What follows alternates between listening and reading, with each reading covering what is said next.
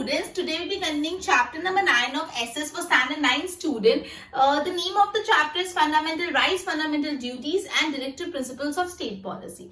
In our earlier session, we have started with certain fundamental rights and we are on the third fundamental right, that is right against exploitation. So today we'll be starting right against exploitation. So let's focus, students. The main objective of Constitution is to see any person does not suffer exploitation at the hands of other person and exploitation free society is established.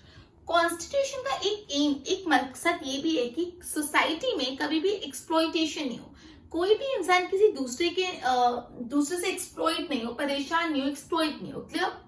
That is the objective of constitution through this right. Human trafficking मतलब जो लोगों की बिक्री होती है कि humans को बेचते हैं, ह्यूमन को बेचा खरीदा जाता है. मतलब अभी तक आपने पढ़ी होगी चीजों को बेचते खरीदते, लेकिन जब इंसानों को बेचते खरीदते उसको क्या बोलते हैं? Human trafficking. ड्रगरी, ड्रग्स में डीलिंग करना. स्लेवरी, स्लेवरी लोगों को स्लेव बना के रखना, कहीं से लोगों को किडनैप कर करके आके लोगों को स्लेव बना देना. फोर्स लेबर बैन, ये सारी चीजें बैन है. जो ह्यूमन ट्रैफिकिंग होते हैं, जो ड्रगरीज होते हैं, जो स्लेवरी, फोर्स लेबर, ये सारी चीजें बैन है.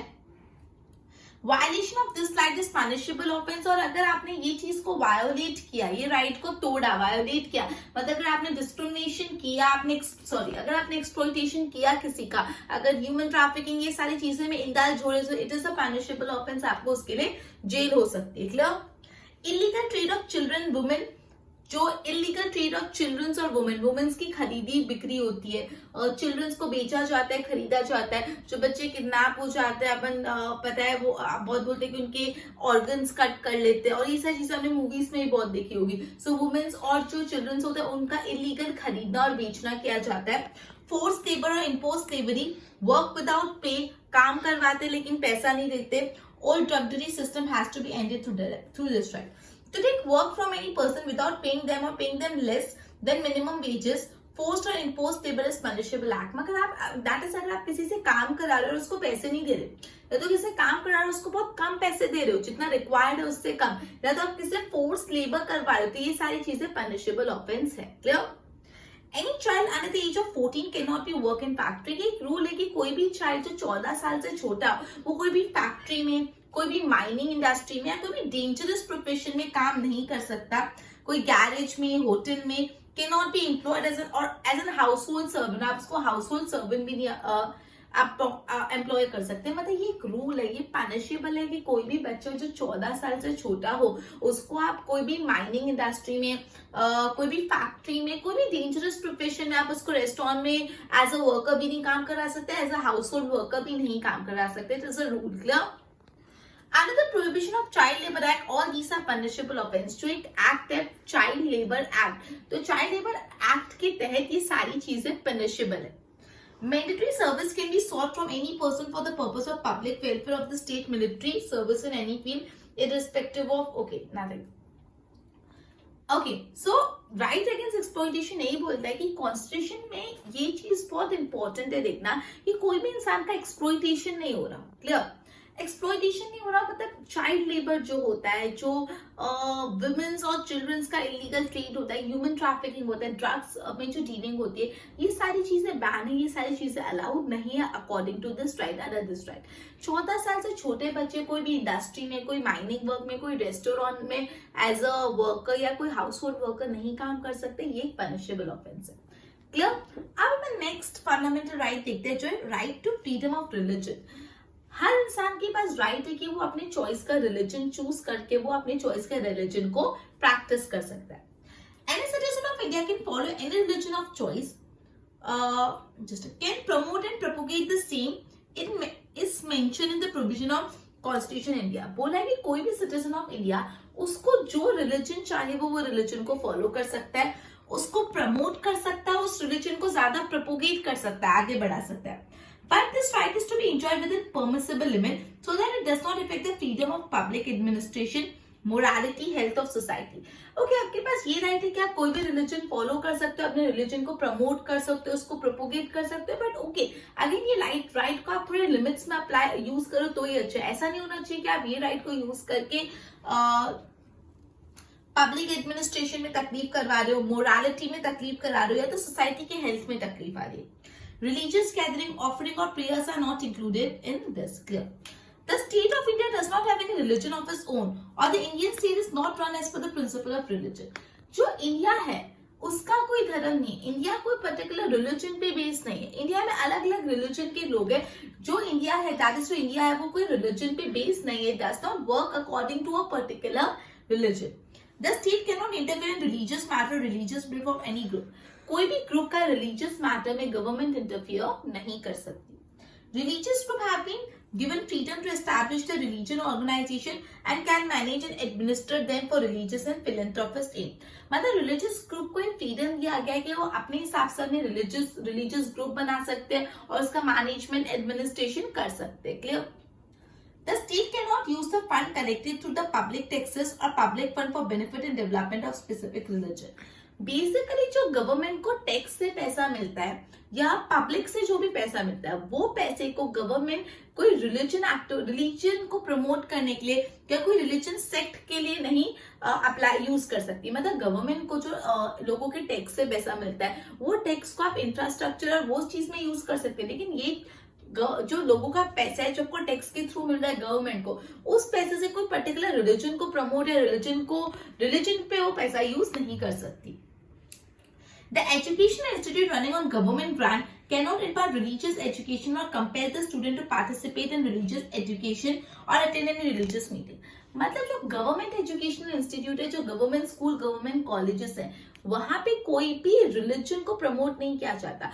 जो यूजुअली जो रिलीजियस फेस्टिवल्स होते हैं वो गवर्नमेंट स्कूल में नहीं मनाए जाते. जैसे प्राइवेट स्कूल में जन्माष्टमी हो गया, देन नवरात्रि हो गया, या बहुत सारे फेस्टिवल सेलिब्रेट किए जाते हैं. लेकिन जो गवर्नमेंट स्कूल है उसमें फेस्टिवल्स नहीं सेलिब्रेट किए जाते. मतलब जो गवर्नमेंट बेस्ड एजुकेशनल इंस्टीट्यूट है वो कोई भी अपने स्टूडेंट्स को नहीं फोर्स कर सकती कि आप ये फेस्टिवल बनाओ बिकॉज वो कोई और रिलीजन का या ये रिलीजन का है. कोई भी रिलीजियस मीटिंग में आने को फोर्स नहीं कर सकती. तो ये था right to freedom of religion. मतलब बेसिकली इंडिया के जितने भी सिटीजन्स हैं उन सबके पास राइट है कि वो अपना मन का रिलीजन फॉलो कर सकते हैं, अपने मन के रिलीजन को प्रमोट कर सकते हैं, प्रोपोगेट कर सकते हैं. बट ये ध्यान रखना कि ये राइट यूज करने के टाइम आप कभी भी अपनी कंट्री या अपने स्टेट की मोरालिटी, अपनी स्टेट या कंट्री की हेल्थ, उन सबको डैमेज नहीं कर रहे हो. क्लियर? उसके बाद यही बोला है कि अपना जो इंडिया है वो उसका कोई रिलीजन नहीं है. इंडिया कोई रिलीजियस पे वर्क नहीं करता.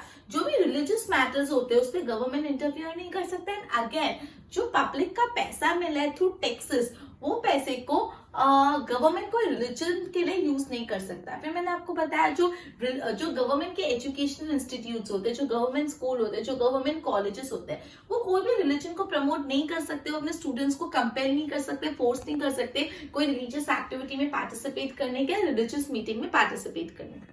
जस्ट अ मिनट, आप एक बार गो थ्रू करो. ओके, नेक्स्ट जो फंडामेंटल राइट है वो कल्चरल एंड एजुकेशनल राइट.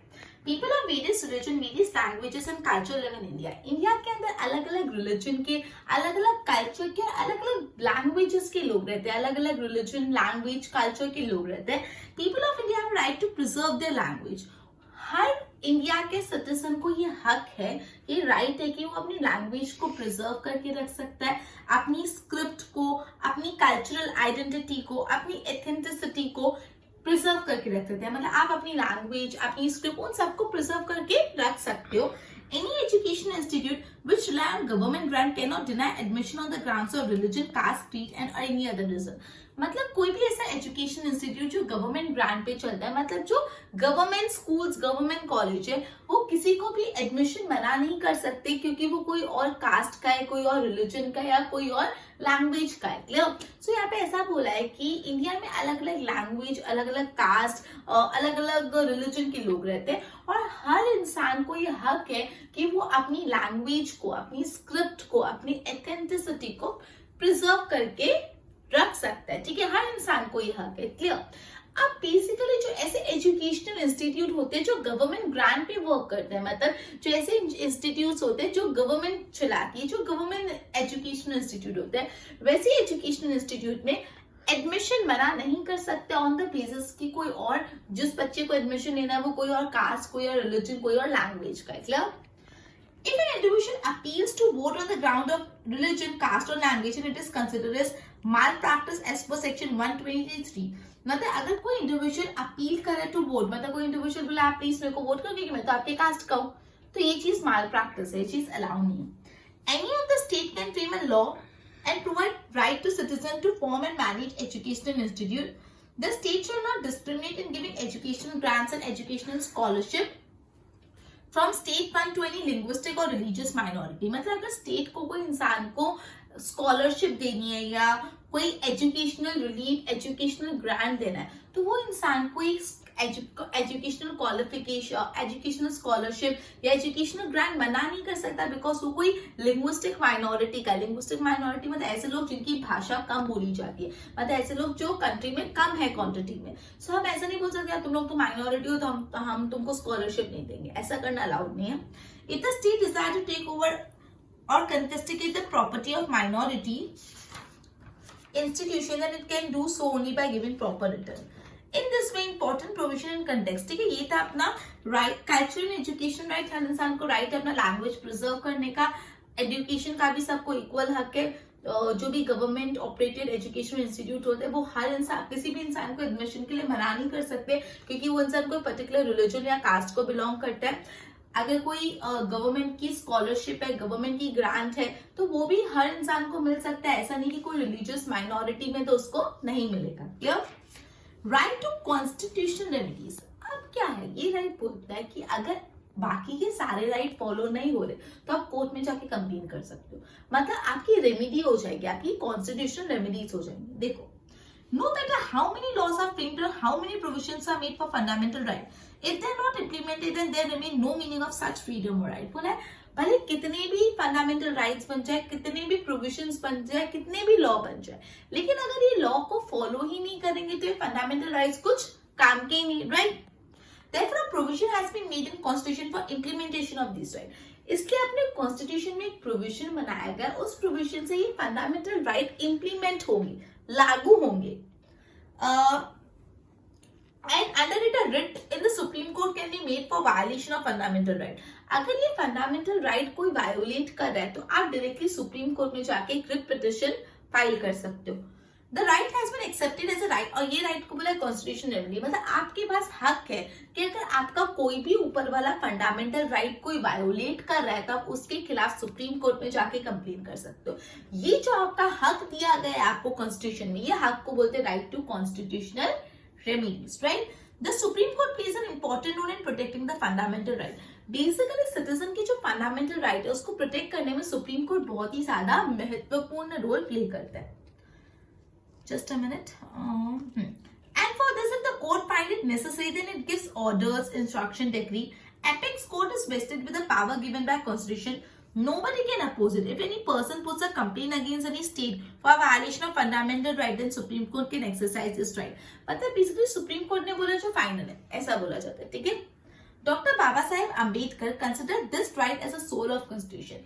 जो बाबा साहेब अम्बेडकर, बी आर अम्बेडकर, ये जो राइट टू कॉन्स्टिट्यूशनल रेमेडीज है, इस राइट को कॉन्स्टिट्यूशन का सोल मानते हैं, आत्मा मानते हैं। क्यों?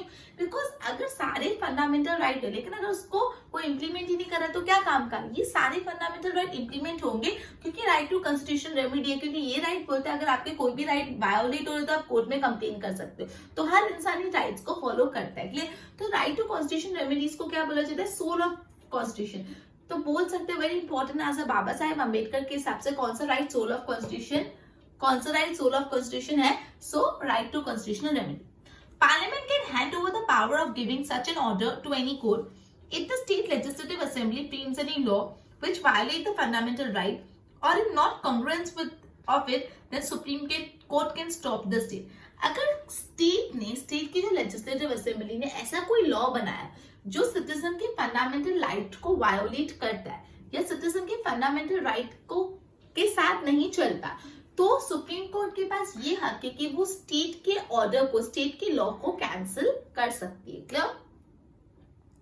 Okay, the constitution provide fundamental right to citizen, these rights are given. Okay, so ये अपन ने फंडामेंटल राइट पढ़े, कौन कितने 6 fundamental right. Repeat after me. सबसे पहला फंडामेंटल राइट क्या था? सबसे पहला फंडामेंटल राइट है राइट टू इक्वालिटी, जो सबसे बेसिक फंडामेंटल राइट है कि सब इक्वल है, before law everyone is equal. फिर right to freedom, right to freedom में अपने ने कुछ 6 फ्रीडम के राइट पढ़े थे। उसके बाद अपने पढ़ा आज अपने पढ़ा right against exploitation, right to freedom of religion, cultural educational right, and the last right which is considered as a soul of constitution, right to constitutional remedy। तो बोला है जो constitution ने हमको एक fundamental right दी है, these rights are given against the government, the fundamental rights are applicable to all citizen at all the time। मतलब fundamental right सारे सिटीजन को एप्लीकेबल है सब टाइम पे, but can be suspended during the time of emergency. लेकिन जब country में emergency declare होती है, जब बहुत क्रिटिकल सिचुएशन हो जा रही है तो कंट्री में इमरजेंसी डिक्लेयर होती है, इमरजेंसी के टाइम में फंडामेंटल राइट्स नहीं अप्लाई होते। No state can form any law which takes away fundamental rights of citizen. कोई भी स्टेट ऐसा कानून नहीं बना सकता जिससे फंडामेंटल राइट वायोलेट हो। फंडामेंटल राइट के बाद जो नेक्स्ट कंसेप्ट है फंडामेंटल ड्यूटीज। अब आपको हक तो दे दिए एज अ कंट्री, आपको एज अ सिटीजन कंट्री से हक मिल गया, लेकिन आपकी कोई जवाबदारी भी बनती है ना कंट्री के लिए, सो उसको बोलते हैं फंडामेंटल ड्यूटीज। आपको क्या करना है आपके स्टेट के लिए, कंट्री के लिए। People of India were more aware of their rights and duties since ancient time. Just as a citizen are given fundamental right, various fundamental duties were incorporated by Constitution Amendment in the year 1976. बोला जैसे हर citizen को fundamental right दिया है तो हर citizen की कुछ fundamental duty भी, और ये फंडामेंटल ड्यूटी 1976 में कॉन्स्टिट्यूशन में अमेंडमेंट करके डाली गई थी। Fundamental duty aims to inculcate love for nation. ये फंडामेंटल ड्यूटीज देने का मकसद क्या है? क्यों हम आपको एज ए सिटीजन को जवाबदारी दे रहे हैं जिससे आप अपनी कंट्री को लव करना सीखे, लव फॉर नेशन, आपकी नेशनल इंटीग्रिटी बढ़े, हाई आइडियाज बने और सिटीजन में जागरूकता है, awareness. Every citizen of India should contribute towards the protection of national unity and integrity. Okay, so fundamental right. Let's start with the fundamental right. देखो, to abide by constitution and respect ideas and institution, the national flag and national anthem। बोला है आपको जो भी constitution में लिखा है उसको follow करना है। So you need to abide, मतलब you need to follow by the constitution। जो भी constitution में उसको लिखा है follow करना है। रिस्पेक्टेड आइडियाज एंड इंस्टीट्यूशन, मतलब बेसिकली कॉन्स्टिट्यूशन के जो भी आइडियाज है, कॉन्स्टिट्यूशन में जो भी इंस्टीट्यूशन के बारे में बात की उसकी रिस्पेक्ट करो, अपने नेशनल एंथम को रिस्पेक्ट करो और अपने नेशनल फ्लैग को रिस्पेक्ट करो। ये अपना एक फंडामेंटल ड्यूटी बनता है, तो हम अपनी कंट्री के लिए कर सकते हैं। To cherish and follow the noble idea which inspired our national struggle for freedom. जो हमारी नेशनल स्ट्रगल थी, फ्रीडम, जो हमारी आजादी की लड़ाई थी, उसके जो आइडियाज है उसको फॉलो करो, उसको चेरिश करो। मतलब जो अपने फ्रीडम स्ट्रगल में जो आइडियाज बाहर आए थे उसको फॉलो करो। To uphold and protect the sovereignty, unity and integrity of India. India की सोवरेनिटी, इंडिया की यूनिटी और इंडिया की इंटीग्रिटी को आपको बचा के रखना है, प्रोटेक्ट करना है। To defend the country and render national services when called upon to do so। जब कंट्री को आपकी जरूरत पड़े तब आप हमेशा रेडी होने चाहिए कंट्री के लिए। Clear? To defend the country and render national services. To promote harmony and the spirit of common brotherhood among the people of India. मतलब बेसिकली लोगों में भाईचारे की भावना पैदा करो। ब्रदरहुड मतलब भाईचारे की भावना पैदा करो। इररिस्पेक्टिव रिलीजन, कौन सा लिंग्विस्टिक डिवीजन, सेक्शनल डिवीजन, वो सारी चीजों को हटा दो। Value and preserve the rich heritage of our composite culture। जो अपने कल्चर का इतना रिच हेरिटेज है उस हेरिटेज को एक तो बचा के रखो और उसकी वैल्यू करो। To protect and improve natural environment, मतलब जो नेचुरल एनवायरनमेंट है जैसे फॉरेस्ट हो गया, रिवर, लेक, उन सबको बचा के रखो, प्रोटेक्ट करके रखो। ये भी आपकी fundamental duty as a citizen of India. To develop the scientific temper, humanism and spirit of inquiry and reform. आपने एक साइंटिफिक टेम्पर होना चाहिए, साइंटिफिकली सोचने के लिए क्षमता, एक ह्यूमैनिज्म, एक इंसानियत होनी चाहिए, spirit of inquiry and reform, changes लाने की स्पिरिट होनी चाहिए। Safeguard public property and absorb violence. जो भी पब्लिक प्रॉपर्टी है, जो पूरे कंट्री की प्रॉपर्टी है, उसको बचाओ और वायलेंस को ना बोलो। अब जो वायलेंस में मारामारी वायलेंस को ना बोलो। To strive towards the excellence in all spheres of individual and collective activities so the nation constantly rises. मतलब आप हमेशा किस चीज को स्ट्राइव करो कि आप एक्सीलेंस अचीव कर पाओ, सारे स्पीड में, हर एरिया में एक्सीलेंस अचीव कर पाओ जिससे आपकी कंट्री प्रोग्रेस करे। हु इज पेरेंट और guardian to protect, to provide opportunity. Who is a parent or guardian to provide opportunity for education to his or her child, as case may be what between the age of 6 and 14 years of age? Who is a parent or guardian to provide opportunity, मतलब जो एक parent है या तो कोई guardian है किसी का, so he has been given opportunity for education to his child. आप अपने बच्चे को पढ़ने की अपॉर्चुनिटी प्रोवाइड करो between the age of 6 and 14। Clear? तो ये अपने 11 फंडामेंटल राइट्स थे, अपने 6 फंडामेंटल राइट्स थे जो अपने पूरा एलेबोरेटली पढ़े। और अभी अपने 11 फंडामेंटल ड्यूटी, आपकी क्या जवाबदारी बनती है अपने कंट्री के टूवर्ड्स। ठीक है, फिर आगे लास्ट पैरा देखते हैं। 6 जनवरी को फंडामेंटल ड्यूटी डे सेलिब्रेट किया जाता है। So again important, fundamental duty day कौन सा होता है? 6 जनवरी। 6 जनवरी को फंडामेंटल ड्यूटी डे की तरह सेलिब्रेट किया जाता है। Of all the duties, some duty are backed by law. Person violating it can be sentenced. मतलब जिस कुछ ऐसी ड्यूटी है जो लॉ के तरफ से कंपलसरी है और वो ड्यूटीज नहीं फॉलो होगी तो वो एक पनिशेबल ऑफेंस है। A teacher should make efforts so that student follow the duty and they become aware and conscious. तो पूरा एक टीचर का एफर्ट डालना चाहिए जिससे लोगों, जिसके बच्चों को अपनी फंडामेंटल ड्यूटीज के बारे में पता चले और वो उसको फॉलो कर पाए।